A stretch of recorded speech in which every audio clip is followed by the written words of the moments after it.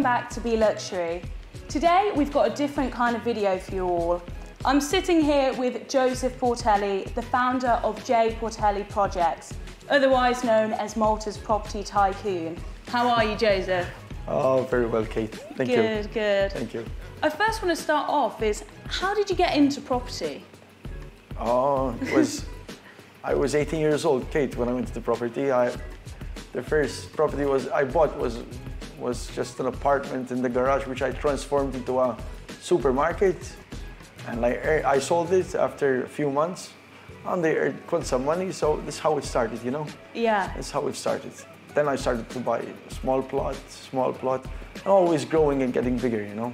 But what drew you into property? You know, I'm 18 and I wouldn't necessarily think, right, I'm going to go buy a piece of land or do something up. In reality, it's the only thing I know how to do, you know? It's obviously, at first it was money, you know, because I needed to earn money. I was young. Today it's not all about money, but it's different. So if I had money from day one, maybe I would have done certain projects, you know? But today I choose my projects, and I choose them well, and I try to develop something which is different, come up with different concepts, different architects, different architecture. Oh, so much. There's so much to say. So much to say. I'd say definitely in this line of work, there's so many ups and downs. How do you stay positive throughout it? Oh, I think it's in everything, you know? Yeah. And downs, we have downs, but not a lot of downs, you know? It's more like you have to push your team, take care of your team. It's respect. It's not all about earning money and this and that. Respect with our workers, you know? So we're loved. We come from a small community from Gozo, and my best builders are Gozitins. In fact, as you know, the same builders have built Mercury Towers here, which is over 30 floors, and it's been built by the Gozitins. I remember the day I told them, hey guys, what do you think if we build the tower ourselves? The managers were like, hey Joe. But we built it, you know. We're here today, and it's built. It was built in an amazing time. Because we built it really, really quickly, you know. So I think that this is the drive. It's downs. We have downs. Obviously, everyone has downs, but it's not that bad, you know, Kate. It's not that bad. Yeah, definitely. I actually came to the presentation of Phase 2, and I walked out of that presentation with goosebumps. This project of Mercury Towers is really exciting. In fact, I would say it's revolutionary to Malta. It's different, Kate. When I started it 5 years ago, it was hey, to buy this site wasn't easy, because it took me a year to buy this site. And when I bought it, I said, hey, this has to be special, you know? So first I wanted to get the best architecture I can get. And that's when we Googled, hey, best five, this is how it came, best 5 architects in the world, you know? And that's when Zaha Hadid project popped up. They popped up. When we saw what she done, you know, I immediately said, hey, this is the one. And that's how it began. So bring the best architecture to this site. And it's all about tourism. So the project is mainly built on tourism. So we have over 600 keys here, hotel, and they're all 1-bedroom apartments. So it's based on tourism. But why tourism? Because we have a lovely piazza. We have the shows coming up on the tower. We have screens. It's like I call it the mini Times Square of US. You know, we have the entertainment arena. We have the shopping mall. So it's like everything is here, you know? So I just hope it does well, eh? Oh, it will. I just hope it does well. It will. That's lovely. No, definitely. I would actually say one of my favourite things about the project, and I'm going to sound really odd saying this, but I remember you saying that there is a fridge for the garbage. Yes. And that sounds ridiculous because something so small like that, I'm thinking, what else are you thinking of as a developer, you know? So the little fine details in this project is incredible. It's all about detail, Kate, here. Yeah, definitely. In fact, the detail we went to, as you said, we also, thought that, we don't want smells, you know, of garbage, you know, so everything goes into a fridge. But it's not only the fridge, there's so many details which we'll be presenting to the public really soon, hopefully. But next, we'll start going on to it next year, showing the public what's going to happen here. And we'll be opening 100% the full project September 2022.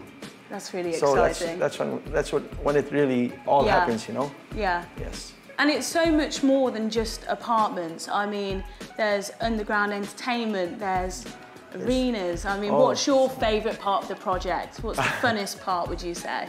I think the funnest part is the radio bar, level 33, you know? Level 33. It's going to be amazing, eh? I like the bit for the selfies. Oh, yeah. We have the Sky Bridge, it's nice, eh? There's so much, but we can spend the whole day just talking about it, you know? Definitely. And the shopping mall is going to be really cool, you know?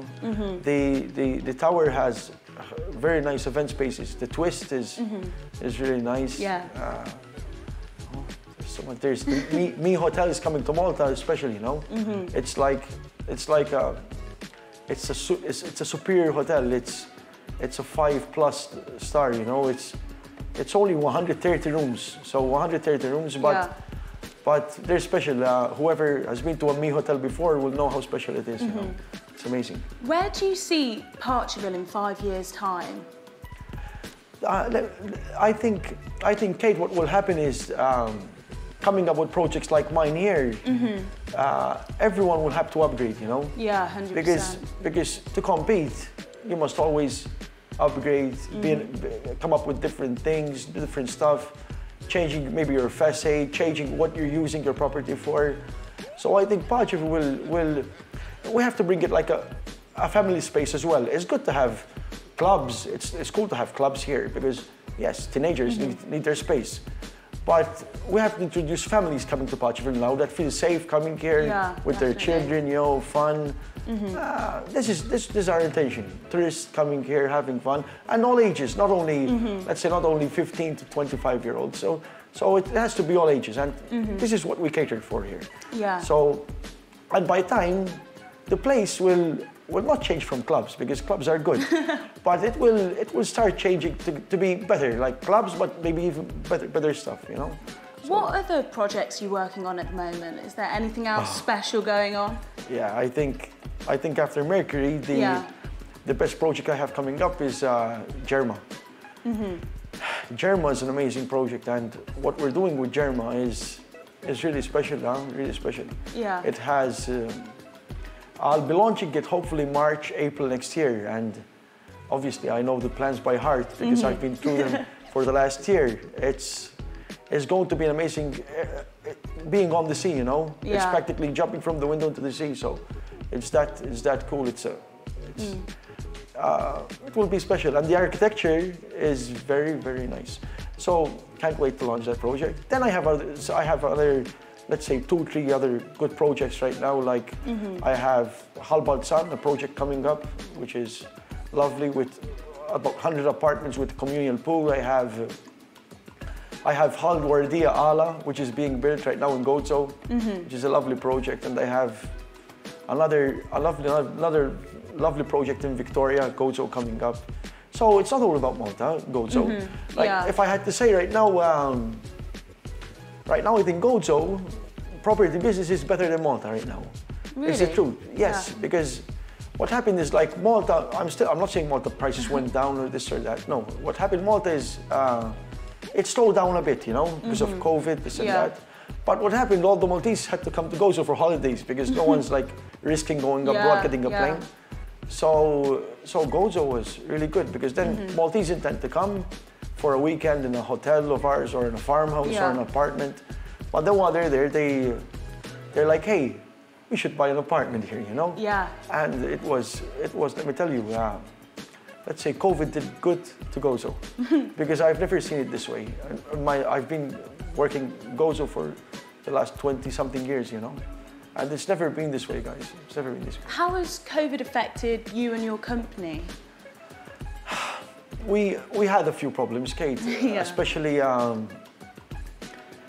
when it comes to cash flow, because a lot of clients were, you know, they had a loan, approved loan, or had a word on a loan being approved, and loans weren't approved because few people lost their job, you know. But on the whole, it wasn't as bad as I thought it would have been, you know? Yeah. I thought it would be worse because, you know, was like a panic at the beginning. I remember first week, no one going out, you know? So first week I was like, hey, what is this? Is the world gonna stop, you know?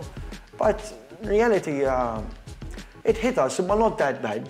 The worst was, for example, Mercury, I needed to bring foreigners to install the facade, which I couldn't bring because of the visas, but the rest, well, let's say, we're still quite good. Definitely. And if you could give advice to someone new in property, what words of wisdom would you give them?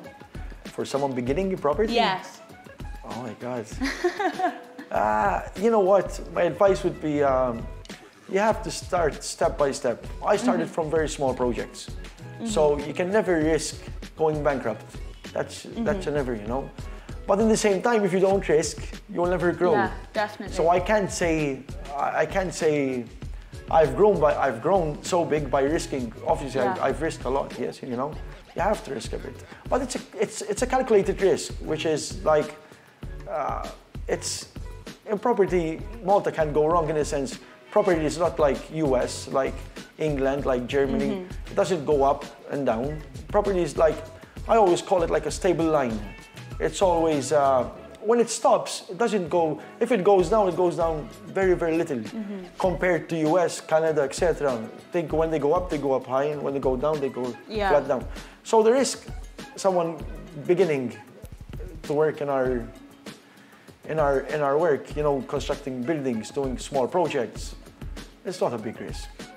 You know, it's not a big risk. I think it is a bit. I mean, don't think it is. I sort of would describe it. It's a bit like snakes and ladders. You have to risk going up a ladder, maybe going down a snake to get to the top. If you don't take risks, you won't get up to the top of the ladder. But the worst that can happen is you say, hey, you break even. You know, you will still break even. You know, so So just encourage yourselves, guys. Just buy property. You know, buy a piece of land, get the permits, build it.